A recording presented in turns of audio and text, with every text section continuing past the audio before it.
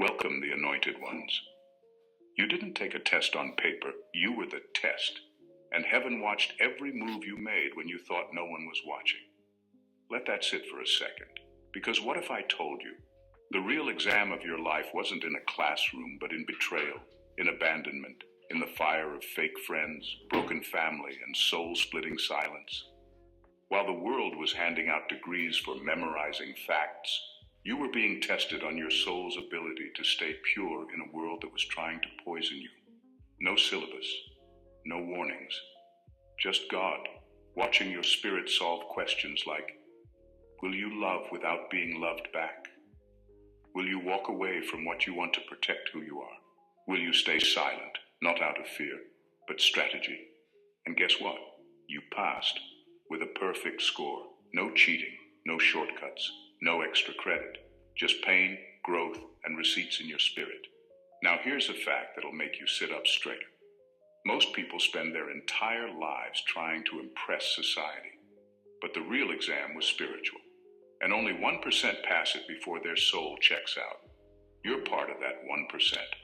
Heaven isn't preparing you anymore. Heaven has promoted you. The reason your life suddenly feels strange, heavy, and even eerily quiet right now, it's because you're about to graduate into divine authority, and the enemy knows it. But don't worry, we're going to break this all the way down. Because this ain't your grandma's Sunday school lesson. This is a revelation. And if you're still wondering how you passed when you felt like you were failing the whole time, good. That means the test worked. So grab your spiritual cap and gown, chosen one, because class is out and destiny is calling your name at full volume. And if anyone asks why you're glowing like heaven's favorite child, just smile and say, I passed the exam you didn't even know existed. Let's get into it. Number 1, you passed the test without knowing you were being watched. You didn't know it, but your whole life was being watched like a secret case file. No warning, no clues, no angel tapping your shoulder saying, hey, this moment right here, it's the big test. You were just living, surviving, making choices, and trying to keep your sanity in chaos. But that was exactly the test. How you moved when no one was clapping, when no one was watching, when it felt like God went silent. Heaven doesn't test people the way school does. There's no multiple choice, no deadline, no chance to cheat off someone smarter. The divine exam is in the everyday, in how you handled being lied on, betrayed, abandoned, and misunderstood. It was in the way you didn't fold when people slandered you and smiled about it. It was how you kept showing up, not for applause, but because your soul was wired to do the right thing, even when it cost you everything. Most people only shine when they know they're being seen. They perform goodness. But you lived it, even when it looked like it was getting you nowhere. Heaven doesn't grade on performance. It grades on authenticity. You could have played dirty. You could have exposed the people who tried to ruin you, but you didn't. You had moments where you were seconds away from going off, but you didn't. That's what heaven was looking for. Not perfection, not performance, just proof of who you really are when nobody's giving you credit for it. That's why you passed. You weren't being tested on your knowledge. You were being tested on your essence. Would you stay kind when cruelty was easier? Would you still tell the truth when lying would have saved you pain? Would you still walk in integrity when everyone else was getting ahead by faking it? The divine test wasn't about what you knew. It was about how you lived. And you didn't even know you were in the exam room, but heaven watched every step. And now they're saying, you're ready. Number 2, you didn't just survive hell, you refused to become it. Most people think surviving hell is the win, but surviving is just the start. The real test is this. Did you become what hurt you? That's where most people fail. They come out of pain, but they bring the poison with them. They start moving like the people who betrayed them. They pick up bitterness, control, manipulation, not because they're bad, but because they never healed. But you were given every excuse to turn cold. You had every reason to shut down, to stop trusting, to give people the same darkness they gave you. But you didn't. You didn't just survive the trauma. You refused to mirror it. That's rare. That's divine. You could have become a savage. You could have built walls so high no one would ever touch your heart again. You could have decided to love nobody, trust nobody, and believe in nothing. And nobody would have blamed you. But something inside you stayed soft. You cried and kept going. You were furious and still chose grace. That's what separated you. That's why heaven took notice. The test wasn't just about enduring pain. It was about keeping your soul clean while walking through fire. Most people who go through what you did start wearing their wounds like armor. They become hard to love. They become the pain they swore they'd never repeat. You had the chance to do that too, and probably even tried once or twice, but it didn't sit right with your spirit. Your conscience wouldn't let you become what you despised. That internal battle, that was the exam. That's what you passed. You didn't escape the fire by luck. You escaped because you had the strength to feel it fully and still not let it change who you are. You're not just a survivor. You're the proof that it's possible to go through the worst and not come out broken, bitter, or fake. That kind of strength can't be taught. That's soul deep. That's what qualifies you. That's why you're being elevated now. You didn't just come through the hell, you refused to carry it with you. That's why heaven's saying, you're ready. Number 3, you were measured in restraint, not revenge. Everyone talks about strength like it's how loud you can get, how fast you can clap back, how well you can defend yourself. But real strength, real spiritual power, it's in restraint. It's in what you could have done but didn't. That's the kind of test most people don't even realize they're taking. You were handed perfect opportunities to tear people down. You had the truth, the receipts, the anger, and still you didn't use it as a weapon. You didn't expose the ones who lied. You didn't drag their name through the mud even though they tried to bury yours. You chose silence when you could have blown it all up. That was the test. Heaven wasn't watching to see if you'd fight back. Heaven was watching to see if you'd fight the urge to stoop to their level. That's the part that most people don't understand. Power isn't in destruction, it's in control. And you passed that part of the exam with spiritual maturity most people never reach. You had every reason to go off. You rehearsed the speech, you typed the message, you stared at the proof, but something in your spirit told you don't. Not because you were scared, not because you didn't know how to win, but because you knew the victory wasn't in retaliation. It was in preservation. People called you soft. They said you were weak for not defending yourself, but that's because they don't understand divine intelligence. You weren't silent because you didn't have anything to say. You were silent because your peace was too expensive to lose over people who weren't worth the energy. That's what heaven was grading. Could you hold your power without flaunting it? Could you know the truth and not need to prove it? Could you let karma do what your mouth wanted to? You weren't passive, you were precise. And heaven saw every time you chose peace over pettiness, grace over gossip, purpose over proving a point. That's divine restraint. That's spiritual authority. That's what tells heaven. You're not just strong, you're trusted. Number 4, heaven tested you with spiritual amnesia, and you still chose the light. Knowing who you were. You didn't wake up every day with angelic visions, or a voice from the clouds reminding you of your mission. You had no map, no spiritual memory, no access to your full power. In fact, for most of your life, you probably thought you were just trying to survive, just trying to keep it together while life threw confusion, heartbreak, and chaos your way. That wasn't failure, that was the test. Heaven purposely sent you here with spiritual amnesia. Your divine identity was hidden on purpose. You weren't supposed to remember who you are. You were supposed to reveal it through how you lived. You could have become jaded. You could have followed the crowd, adopted the mindset of survival at all costs, stepped on others just to feel secure. But something in you, even when you didn't know why, kept choosing the light. You chose kindness when you had no reason to. You chose honesty when lying would have been easier. You chose to forgive when your ego screamed for revenge. That wasn't taught, that was in you. That's how heaven knows you're real. See, most people do good when it benefits them. When there's a spiritual reward, a reputation to protect, a status to uphold. But you had none of that. You had no counter actions would pay off. You just felt what was right, and you followed it. That's what made you different. That's what proved your goodness wasn't a response to being watched, praised, or rewarded. It was your default setting, even in the dark. You passed the test because your soul remembered what your mind forgot. You didn't need to know your title to act like someone chosen. You didn't need to see the crown to carry yourself like royalty. Even without clarity, you still reflected truth. That kind of goodness can't be faked. That kind of light isn't learned. That's encoded, and that's why heaven now says you're ready. Number 5, your failures were the exam questions, not the wrong answers. You spent years beating yourself up over what you thought were failures. The wrong decisions, the toxic relationships, the doors you forced open, the ones you let close too soon. You thought those were marks against your record. But in the divine realm, those moments weren't mistakes. They were exam questions, not trick questions either. Intentional, surgical, character-revealing questions. And the test wasn't whether you got it all right. The test was, would you grow? Would you look at the wreckage and not just cry over it, but study it?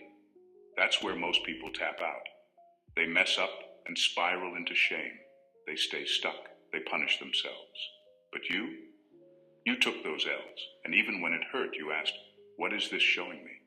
That question alone placed you in the upper ranks of spiritual consciousness. Not because you had all the answers, but because you had the courage to review the pain without getting stuck in it. You didn't use failure as a final sentence. You used it as sacred data. That's rare. Heaven didn't test you to see if you'd be perfect.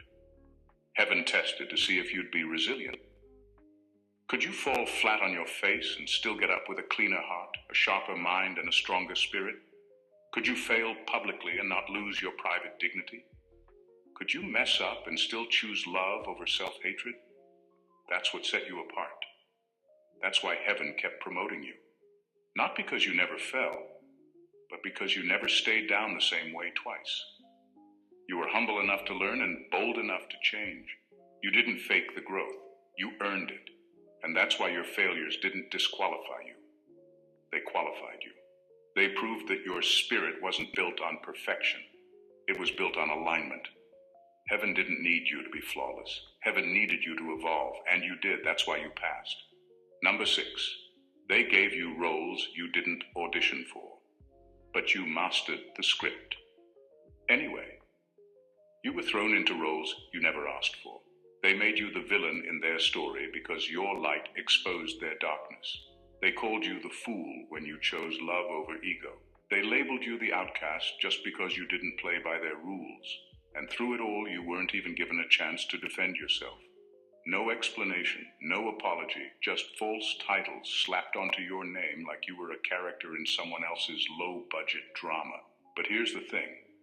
You didn't argue. You didn't waste your time trying to rewrite their script. You just kept showing up in truth. That's where your brilliance showed. You mastered roles you never auditioned for. And not by becoming what they said, but by refusing to let their version of you stick. You knew your spirit would speak louder than their smear campaigns. You let your consistency, your energy, your integrity do the talking. While they were rewriting scenes to make you look crazy, broken, or dangerous, you were building something sacred behind the curtain. That was the real flex. Most people would have cracked under the pressure. They would have lashed out, gone public, or let resentment turn them bitter. But you moved in silence and let time reveal your truth. That wasn't weakness. That was divine intelligence. You understood something most don't. Proving yourself is temporary, but presence is permanent. And presence carries frequency. And your frequency, despite all the lies thrown on your name, kept correcting the atmosphere everywhere you went. Heaven took notes on every moment you chose poise over pettiness, every moment you held your peace instead of demanding an apology, every time you smiled at people who were silently hoping for your downfall. That was your exam, and you passed without even realizing it, because you never let their story become your identity. You didn't rewrite their script. You made it irrelevant. That's silent genius. That's spiritual mastery. That's why heaven's promoting you now. Number 7, you loved without proof and trusted without contracts. In a world where love is treated like a transaction, you were giving it away like it was oxygen. No contracts, no conditions, no hidden agenda, just love. Real, raw, inconvenient love. The kind that says, even if you never thank me, even if you never see me, even if you misunderstand me, I'm still showing up. People looked at you sideways. They called you naive, said you were too soft. But what they didn't understand is that your love wasn't rooted in need. It was rooted in truth. You weren't giving to get. You were giving because that's who you are. You didn't need proof to believe in people. You saw their potential before they saw it themselves. You trusted people who gave you every reason not to. You stood by folks who would have watched you drown. And when they flipped the script, when they gaslighted you, when they made you question your own heart, you didn't get bitter. You didn't start playing their game. You just kept being you. That's not weakness. That's spiritual intelligence. That's what makes you rare. See, anyone can love when it's safe, when it's mutual, when it's Instagram worthy, but you loved in silence. You loved in secret. You loved when the room was cold and empty and nobody clapped for it. That's what heaven noticed, not how many people loved you back, but how you kept loving anyway. And that's what made your love powerful. It was given in places where it wasn't guaranteed to return. Real loyalty doesn't shine when it's easy. It shows up when it costs you. And you paid the price, over and over. Not because you were foolish, but because you were faithful. Faithful to your own code. Faithful to your calling. Faithful to something deeper than human validation. You weren't playing the short game. You were planting seeds in spiritual soil. And now, heaven is bringing the harvest. Because love like yours doesn't go unnoticed forever. You passed the exam without even asking for credit. And that's exactly why it's being given to you now. Number 8, heaven gave you silence to expose human noise. You thought the silence meant something was wrong. You thought maybe you missed a step, lost your value, or got left behind. But that silence was never punishment. It was strategy. Heaven stripped the noise so you could finally hear truth. No distractions, no fake support, no performative loyalty, just space, just stillness, just enough quiet to reveal what people do when you're not useful to them anymore. You got to see who disappeared when the spotlight dimmed, who stopped calling when you stopped giving, who showed up only when they needed something. That wasn't betrayal, that was clarity. And clarity is what most people beg for but never get because they won't sit still long enough to let the masks fall. But you did. You stayed quiet. You watched. You didn't beg people to stay. You didn't explain your worth. You let their silence speak and their actions preach. That was the test. Heaven wanted to know, could you be still and not lose your identity? Could you be rejected and not self-destruct? Could you stop being needed and still know you were valuable? You passed, not because you liked the silence, but because you didn't let it break you. You didn't chase people who treated you like an option. You didn't shrink just to stay visible. You endured that hollow, echo-filled season, and instead of performing for validation, you watched. And what you saw? That was divine intelligence. The silence didn't just expose them. It refined you. It stripped away your need to be chosen. It matured your discernment. It taught you the difference between people who need you and people who value you. And now, heaven's handing you the real ones. Not the loudest, not the most charming, but the ones who stayed when there was nothing left to gain. That silence built your vision. That quiet became your filter. And heaven saw the way you carried yourself with grace when the room emptied. That's what told the divine realm, you're ready. Number 9. You were examined for the power you didn't use. You were sitting on a treasure chest of power, knowledge, truths, and secrets that could have shattered reputations, turned lives upside down, and made you the hero of your own story. You knew exactly where the weaknesses were, exactly how to hit below the belt, and exactly what would make people feel the weight of their wrongs. But you didn't. You didn't unleash the storm you could have. You didn't use your truth as a weapon. And that's where your true authority was revealed. The world teaches us that power is in the ability to speak, to expose, to bring down the ones who wronged us. But heaven was testing you in the exact opposite way. It wasn't about how loud you could shout or how far your words could cut. It was about how much restraint you had of you. Your silence wasn't weakness, and your decision not to spill the truth wasn't cowardice. It was strength in its purest form. You could have taken the easy route and made everyone who hurt you feel the pain you went through. You could have used their darkest secrets to make them pay for every lie, every betrayal, every ounce of hurt they caused. But you didn't. Instead, you held the sword of truth and chose not to swing it. That was your real test. Heaven doesn't measure your ability to tear others down. It measures your ability to rise above the urge to do so. Most people would have broken under the pressure and lashed out. They would have felt justified in their need to expose the truth. But you saw the bigger picture. You understood that true power lies not in destroying others, but in not needing to. You didn't need to prove anything to anyone. You didn't need to tear anyone down to lift yourself up. That decision, that was divine authority in motion. And now, heaven sees the depth of your power. Not because of the battles you fought in public, but because of the ones you chose not to fight. That's the authority that qualifies you for elevation. That's why you passed the test. You mastered the power of silence. And that's something only the divinely chosen truly understand. Number 10, you were measured in loneliness because that's where false identities die. You felt the weight of loneliness like a shadow, following you into every quiet room, into every season where it seemed like the world had forgotten you. But in reality, that loneliness wasn't punishment. It was purification. Heaven knew that without distractions, without external validation, without the noise of opinions and expectations, your truest self could finally rise. It's easy to wear a mask when people are watching. It's easy to play a role when there's a crowd clapping for you. But the real test came when the applause stopped, when the world turned its back, and you were left standing alone with nothing to prove. Loneliness became your crucible, the place where everything false about you was burned away. The titles that once gave you comfort, the relationships that defined you, the labels that you used to wear like armor. Heaven stripped them all. Why? Because it needed to see who you were without them. Who were you when no one was there to tell you your worth? Who were you when the praise turned to silence? That's the real you. That's the raw version of you, untethered by external forces, unshaped by the opinions of others. And that's the you who passed the test. In that space, when the world seemed to disappear, you had to confront your own truth. And if you're being honest, it was terrifying. But instead of breaking, you did something extraordinary. You stayed whole. You didn't dissolve into bitterness. You didn't drown in self-pity. You didn't shrink into someone you didn't recognize.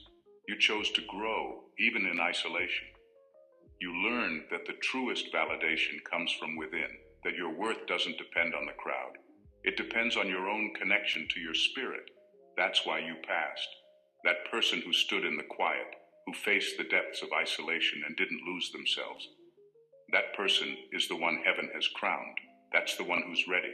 The one who survived loneliness, not just to endure, but to evolve. And now, because you stood strong in the silence, you're being elevated in the light. Number 11, your reaction to unfairness was your spiritual IQ score. Life handed you unfairness like a test you didn't sign up for. No warning, no syllabus, just raw, unjust pain. And it's easy to stay spiritual when everything is going your way. When the universe is giving you the softest, easiest ride. But when the deck is stacked against you, when life hands you betrayal, hurt, rejection, or loss without reason, that's where the real measure of your spirit comes in. It's easy to pray when things are smooth. But how did you act when the world seemed to be conspiring against you? When every turn was met with adversity and fairness was a distant dream? You didn't fight fire with fire. You didn't scream for justice every time something unfair happened. You didn't fall into the trap of exploiting your pain for attention or sympathy. You didn't let life's chaos twist your character or manipulate your reactions. Instead, you kept walking, quietly, with your head down, but your soul intact. You didn't let the weight of unfairness bend your integrity. You didn't let the cruelty of others make you less kind. And in doing that, you passed the test that most fail. Because here's the truth. How you respond to unfairness is the truest test of your spiritual maturity. Anyone can be holy when they're getting what they want, but how do you react when life demands that you be the bigger person while everyone else gets away with their wrongs? How do you respond when the universe asks you to endure without explanation or apology? Your reaction to injustice didn't just show heaven how resilient you are. It revealed your true spiritual IQ. That's your divine GPA. It's not about what you say or how loud you pray. It's about how you carry yourself when the world would rather see you break. You chose not to manipulate the situation. You chose not to collapse into bitterness. You chose peace. You chose grace. And that's the true measure of your spirit. Heaven saw it. And that's why you're ready for what comes next. Number 12. Heaven sent you to be misunderstood to test. If you'd still be authentic, you've been misunderstood more times than you can count. People who couldn't see your heart tried to label you, misinterpret your intentions, and twist your actions. You were constantly misunderstood. Not because you were wrong, but because your authenticity was too much for them to handle. In a world that rewards masks and facades, your raw truth felt like a threat to everything they thought they knew. Heaven saw that. And it wasn't just about whether you could endure the pressure. It was about whether you could stay authentic when everything around you demanded you change. They wanted you to shrink into a version of yourself that fit their expectations, to mute your voice, to hide your light in exchange for acceptance. But you didn't. You kept speaking your truth even when it cost you friendships. You stayed real even when people turned their backs on you. You didn't bend or water down who you are to fit in, even if that meant losing family, community, or status. Most people would have cracked. They would have tried to adjust to the world's opinions of them, but not you. You stayed rooted in your authenticity, no matter how uncomfortable it made people. That's where the real test was. Heaven didn't just want to see how much you could endure. It wanted to know if you could endure and still be the real you. Could you keep telling the truth when it made you a pariah? Could you remain aligned with your highest self even when everyone else was trying to pull you into their version of reality? Could you stay true to who you are even when it seemed like the entire world was rejecting you? You didn't flinch. You didn't compromise. The world hated the real you, but you never wavered. You passed, because staying true to your essence, regardless of external pressure, is the ultimate test. Heaven noticed that unwavering consistency, and that's why you're now being prepared for your divine elevation. Number 13, you were graded on your ability to see through the lie of the world. You've been surrounded by a world that's constantly selling you a narrative. Culture, religion, media, all spinning tales about who you should be, what you should value, how you should live. It's easy to get lost in that web of lies. The world is filled with distractions designed to keep you from seeing the truth of who you really are and what your soul is really here to do. And yet, you saw through it all. You managed to recognize the illusion for what it was, a system built to control, to conform, to keep people asleep. That wasn't easy. In fact, it was one of the toughest things you'll ever face. Because waking up to the truth isn't just about seeing the lies. It's about unplugging from everything you were taught to believe. It's about rejecting the very systems that seem to define you, to force you into a box you were never meant to fit into. And yet, you did it. You woke up. You saw the cracks in the matrix. You understood that the world around you wasn't built on truth. It was built on narratives designed to keep you distracted, obedient, and compliant. But you didn't fall for it. You didn't let the world's noise drown out your inner knowing. You knew, deep down, that you were meant for something more. Your soul was cracking open, waking up to a higher truth, a deeper understanding of what reality really is. And that's what heaven wanted to see. Could you navigate through the lies? Could you stand in a world that tried to tell you who you were and still hear the voice of your true self? That inner awakening against all odds is your miracle. It's proof that your soul was never meant to be confined by the lies of the world. You cracked the matrix from the inside out, and that's why you've been chosen. The truth you carry is powerful, and heaven knows it. The world tried to keep you in the illusion, but you broke free. And now, your path is clear. The truth you've awakened to will be the very light that guides others. Number 14, the final exam. Was this, could you die without dying? There's a moment in everyone's life when it feels like everything falls apart. It's as if the universe has hit you with everything it's got, and you're left standing in the rubble of what once was. Your relationships shattered, your finances crumbled, your sense of self stretched to the breaking point. You felt like you lost everything. But what if that wasn't just a loss? What if that was the beginning of something far greater? That wasn't rock bottom. That wasn't the end of the story. That was the moment you were being tested in the deepest way possible. Could you die without dying? Could you let go of the version of yourself that no longer served you? The old identity that had been built on external factors, the one tied to things and people that were never meant to stay. Could you surrender to that death, to the stripping away of everything you thought defined you, and still find the strength to rise? You did. You lost everything. And your spirit rose. You didn't collapse. You didn't stay in the wreckage. Instead, you let the old you die, and in that process, you were reborn. You experienced a spiritual death and resurrection, and that's not something everyone survives.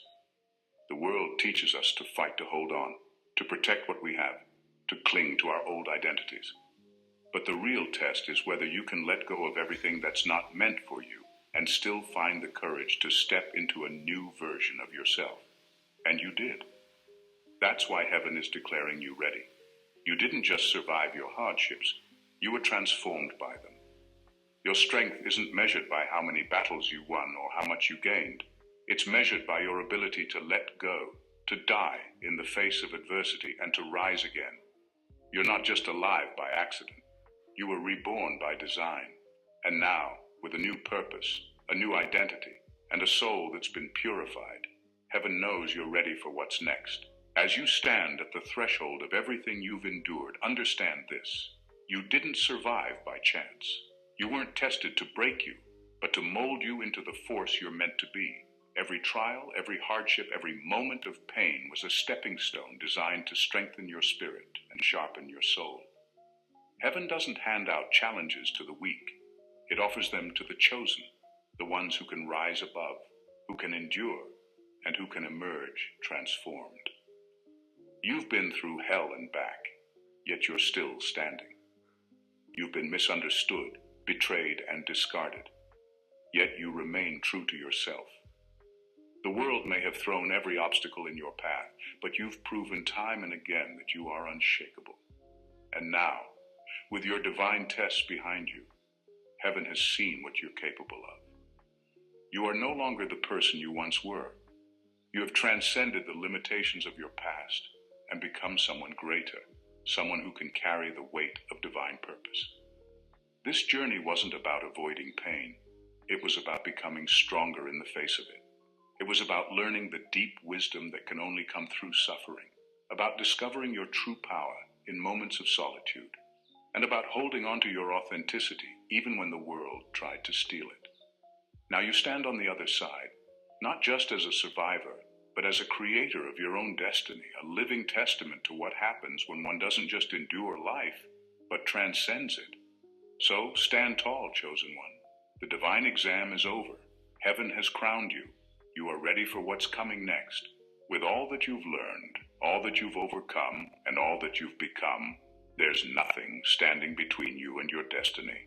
The world won't know what hit it, because the one who has been tested, refined, and resurrected, the one who is standing here today, is ready to change the game. And this is just the beginning. If this message resonated with you, if you felt the power and the truth of your transformation, then don't let this moment pass. Subscribe to this channel